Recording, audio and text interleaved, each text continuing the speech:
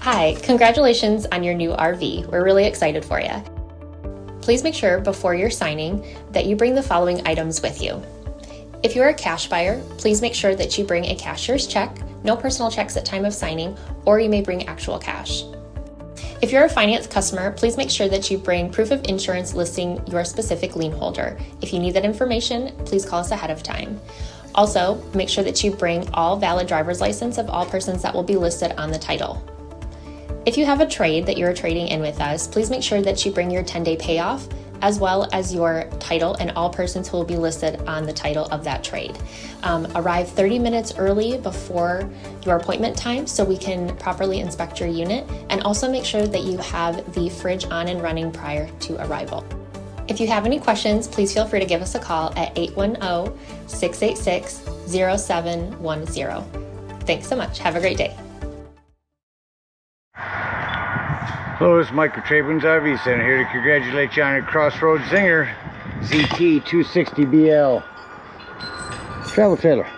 I'm here to walk you around it, show you how to use a few things to get the best out of your camping experience. Let's start by talking about arriving at the campsite. A couple things to take into consideration when parking. On your campsite, you need plenty of room for that big awning to come in and out. On your off campsite, you got a pretty deep slide.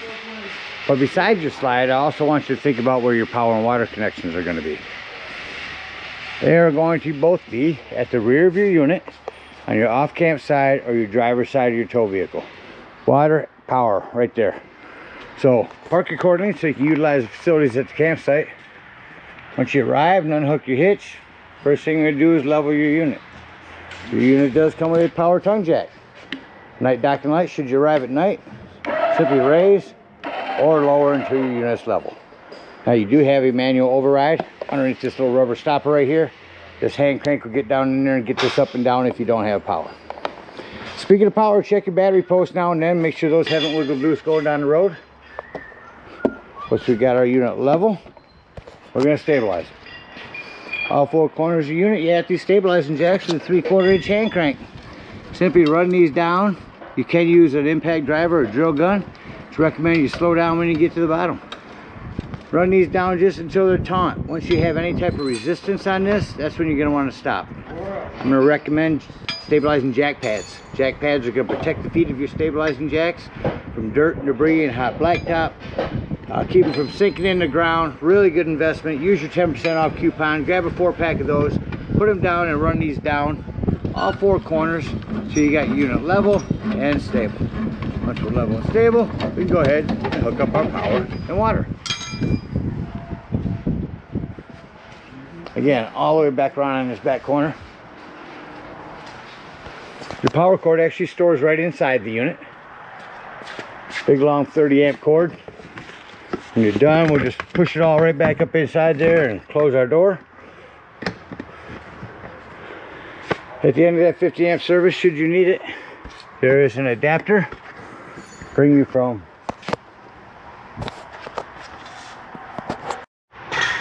that comes your convenience pack. That'll bring you from 30 down to 15 amp in case you need to plug into a 110.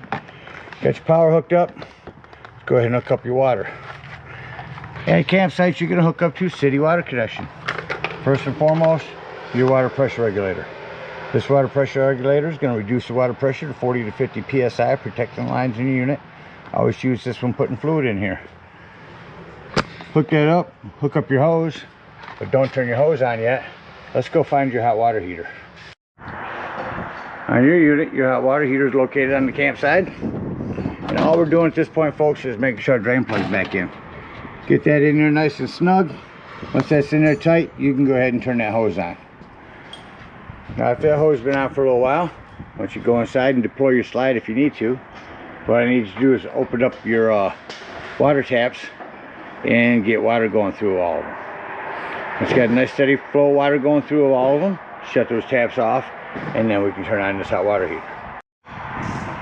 So now turning this on, what we're going to do is we're going to push this red button down so we can move this back a little bit here.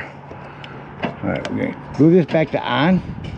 We're going to press down on that. We're going to take a stick lighter and we're going to light up in here and get our pilot light lit. It'll take a few minutes on. You may have to press this a couple times, but you're setting it on. Once that's on, Then you can go ahead and you can turn this to pilot. And then you're gonna want this set just above warm here, but this is your temperature after you do all that. So again, setting it to on, light it, then turn to pilot, then set your temperature. All right, so let's say we're gonna go camping and we're not gonna use city water. We're gonna use fresh water or potable water. We're gonna go dry camping or boondocking. In that case, we're gonna fill this tank. Again, on your campsite, no need for a water pressure regulator here. Simply use a hose, fill that up, go on the inside and hold down on the level of your tanks. Two ways to tell this is full. One, there's an overflow valve right here, or two, when you check your tanks inside, you'll see that this is full. Once this is full, put your cap back on, and then when you want to utilize that water, you'll turn on your water pump. Don't turn on your water pump when you're hooked up to city water. It's already pressurized and doesn't need it. Alright, that about covers everything to get you camping, water and power. We'll walk you around the unit here real quick. Starting here on your campsite with your separate entryway into your bunk room, which can also be storage. Your awning, I'll show you how to bring that up and in and out here shortly. Again, your hot water here. Access to the back of your fridge. That's a flue for your furnace. Two things, make sure nothing's ever blocking it, and two, if you run your furnace, steer clear of that, it does get hot. Fresh water connection. A couple of 110s out here. A vent for your microwave. A couple of outdoor speakers. Got a porch light. That is where you can get a manual crank in there to bring in your slide if you lose power. You do have a manual override on that. Big pass-through storage with your hitch work. There's your long handle for your manual override on that slide. There's another hook in there for bringing this awning in and out. Again, your stabilizing jacks. Propane does come with a regulator. Old school one right here. Lefty-loosey. Turn on your gas. Power tongue jack again. Your gas does come with a cover. Your propane. The other side of your pass-through storage. Got some storage in your slide here. Here's your antenna. Storage in here. You got slide covers. Every now and then go up there and wipe them off. Again, your city water connection, your power. Down here is where we would dump our black and gray tanks. Up underneath here also, let's see where they're at again. Oh yeah, here there. Your low point drains. And then your fresh water drain will be up there just behind that tire there. You can see it. So dump your fresh water tank. Here's where you hook your cable up at the campsite. Spare tire, I recommend getting a cover for it. About covers everything out here. So take a look on the inside. Alright, coming up inside your unit immediately to your left, make sure that you and everyone that's camped with you knows that the fire extinguisher is located at the entry doorway. Down here on the floor is your carbon monoxide propane detector. Up here on the wall, got a couple panels here. Here's where you see your brand new battery. There's your freshwater button I said to hold down when you're checking to fill your potable water. Black and gray tanks. Down here is your porch light and interior lights. Your slide control, we utilize that again later. Coming up into your kitchen, how the individual lighting, self-explanatory microwave. You have a light and fan on your cooktop. Fold this metal back, makes a nice backsplash. You'll turn this to light, push it in and hand light it yourself. There's also a pilot light on this for your oven. Put it back down, I got two hands. On your Dometic fridge, turn that on here. Two settings. Push it in, you're on auto. Auto means when you're plugged in, you run off electricity. As soon as you unplug, you're on gas. Or lift it for it to be on gas.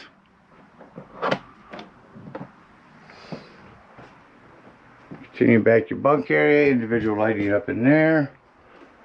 on both. Again, this will fold up for storage out there. 110 with GFCI reset in your bathroom. A little plumbing to maintain.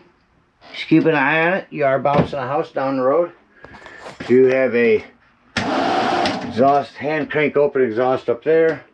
2 lights here. A table that will fold down.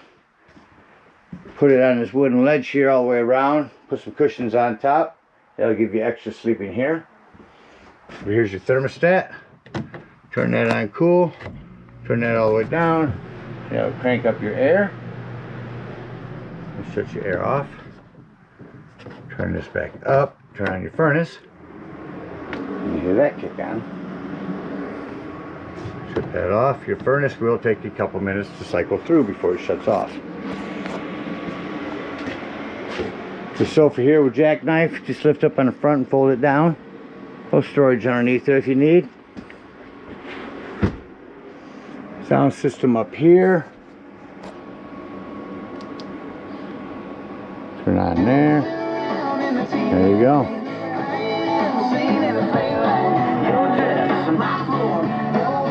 Bands. So this is your stations. There's a mute. Shut that off. In the corner there, I see some remotes. Maybe one of these is for your TV. Get that video turned on over here. Show you that working. As you see, while we're waiting on this to come on, if you lift this metal piece out of here, you can swing this whole thing around. When your doors are open or closed to the bedroom, I'll show you from the other side. Shut your TV off here. You have to run a digital channel scan to get those come in. Put your remote back up here. So when your bedroom door are closed, that one snapped, your mirror will flip around and this TV will come around. I'll hook this end.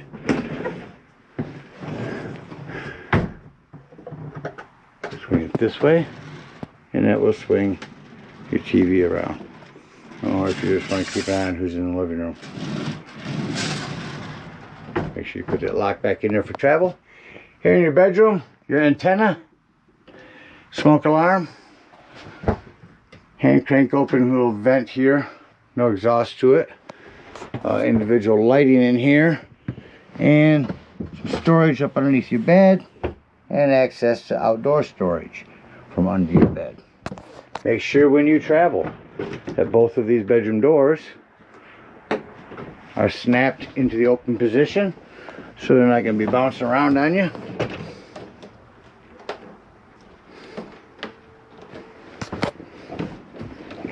Right angle, get this turned here. Again, I have 2 hands. Alright, that about covers everything on the inside. Make sure your vent's closed. Doors are snapped open. And this is where I say doors and drawers. Walk through the unit. Make sure all doors and drawers are closed. Nothing's going to impede your slides from coming in. And walk through and shut off any lights that you know already are individual lightings. I think both of these are as well. All of the bathroom shut off. I think the rest of these lights control from over here. They do. Alright, I'm going to turn them back on. Again, say doors and drawers. Make sure all doors and drawers are closed. Nothing's going to impede your slides from coming in. Get everything strapped down into safe positions and bring our slide in.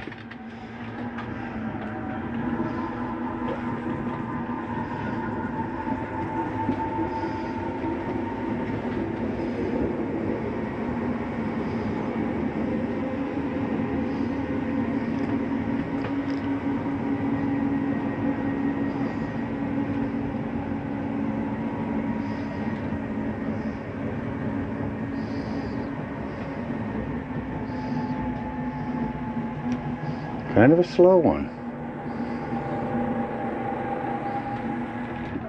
All right, once it slides in, shut off our lights and exit the unit.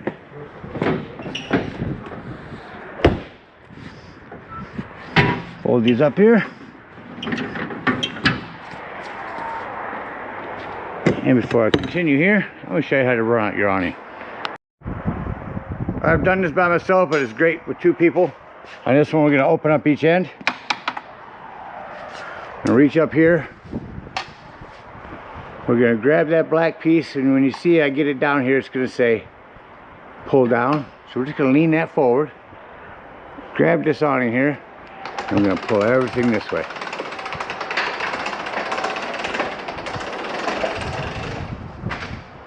We're down far enough. I can get this off here. Grab it with my hand. Open it the rest of the way. Leave that in roll down position. Now each of us are going to grab our handles, open that up, and just lift on these up into an equal position on each side. There it is. And you're all set. Now you can release these, bring them out and stake them into the ground. They work best if set like this. Returning them. We're going to both put this back down on our side. Now what I like to do is have my wand in hand and ready. We're going to switch this to roll up. Make sure you have a hold of this black string. Switch this to roll up.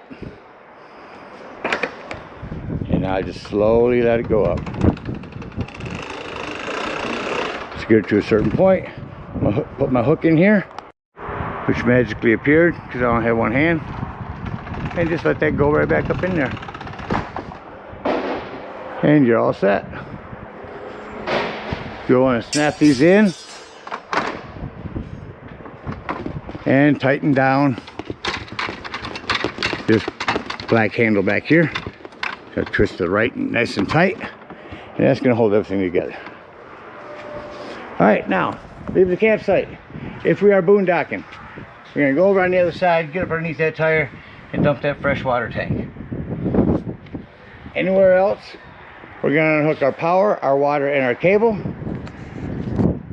hook up our hitch, and head on up to the dump station. At the dump station, park accordingly. Your dump's going to be back here behind your tires at the rear of the unit, almost at the very rear, on the driver's side of your tow vehicle. You got a 10-foot hose, park so you can use that. Hook that up. Pull your black handle. That's going to be your one on the right hand side. That's going to be your black tank. That's going to be your sewer. Once it sounds like that's no longer draining, go inside, touch your panel, see if the black tank is empty. If it is, close your black handle, pull your gray handle.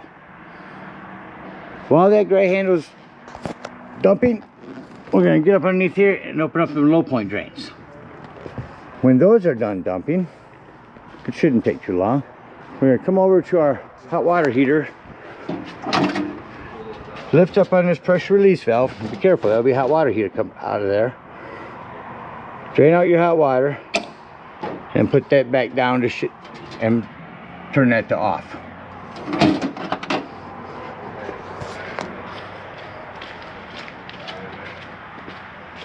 Come back around here, make sure that gray's done. When it is, that'll be clean the waters, your sinks, your showers. That'll clean your sewage hose out for you. Then you can conveniently and sanitarily store it right in your bumper. Again, thank you so much for your purchase. Hope you enjoy this Zinger for many years to come. Happy camping.